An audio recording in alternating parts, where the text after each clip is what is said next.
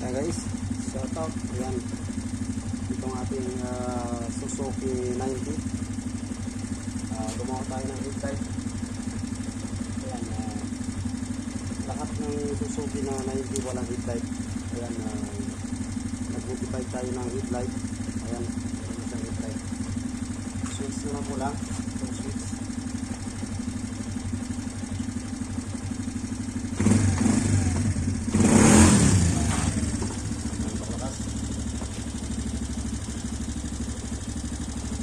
Suzuki wala siyang reverse.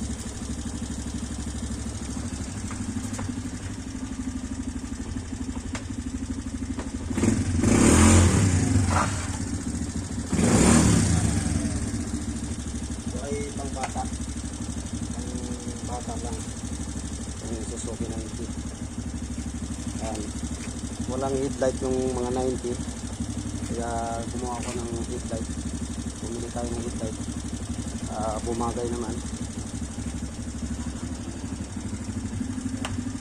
Headlight niya. Guwapo.